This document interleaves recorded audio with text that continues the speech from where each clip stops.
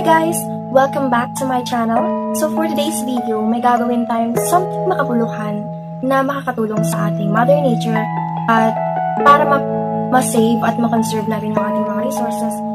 In this video, I will be doing some simple acts na magpapakita kung paano at saan, ano yung mga kailangan gawin para ma-save natin yung ating mga natural resources at iba pang mga resources na pinagkukunan natin for our everyday life. So, syempre, as a human, trabaho natin, or hindi trabaho, as a human, responsibilidad natin na pangalagaan ang earth kasi dito tayo nakatira.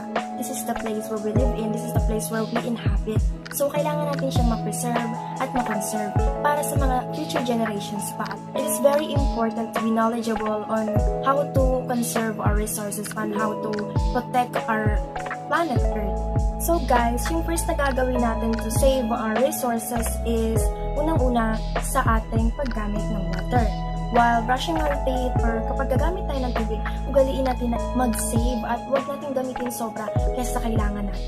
We need to consume water wisely or else wala na tayong tubig na mapagkukunan in the future na panahon. It's really a big thing. Kaya kailangan na simulan na natin tong act na to araw-araw kapag nag-toothbrush tayo para makatulong din tayo sa ating kalikasan.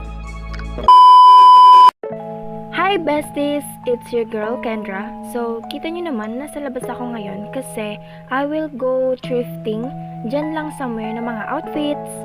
Alam nyo ba guys na it can take over 600 gallons of water to make a single cotton t-shirt.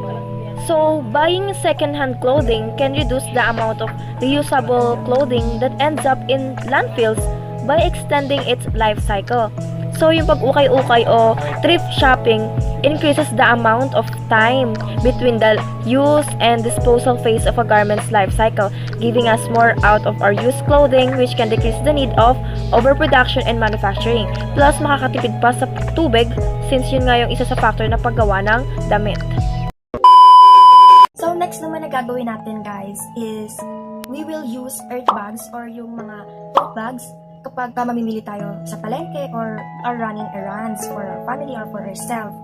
Magdala lang tayo ng tote bag para maka-less ng plastic kapag binabalot. Lagi natin tatandaan guys to shop wisely. Magdala ng tote bags, earth bags, at buy less plastic like this. Next naman, a simple act to save our resources na gagawin ko at pwedeng-pwede nyo rin itong gawin in your homes o kung saan man kayo is turn off lights when not needed or not in use and other electrical appliances. Kapag di nyo ginagamit, guys, tanggalin nyo sa saksakan para makasave ng energy and electricity kasi as in laking tulong talaga nun. And also yung mga chargers nyo, kapag di naman kayo nag-charge, punutin nyo naman, maawa naman kayo, pahingahin nyo, char.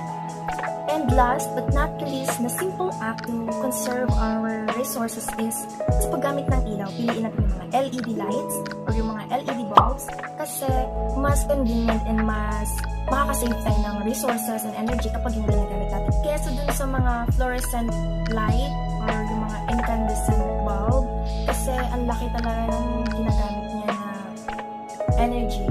Kaya mas maganda yung LED bulbs or lights. So yun lang guys, by doing that very simple things, makakatulong tayo sa ating kalikasan, makakatulong tayo sa ating sarili, magiging better person tayo, at magkakaroon din tayo ng better world to live in. Hindi lang para sa atin, kundi para sa mga future generations pang darating dito sa Earth.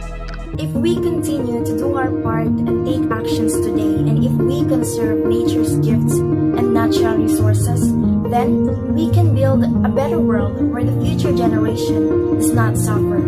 By just doing small and simple things to conserve our resources, we greatly contribute in building a healthy and sustainable society. And bestie, remember that even the smallest thing greatly matters. And it can make a big difference in the world we live in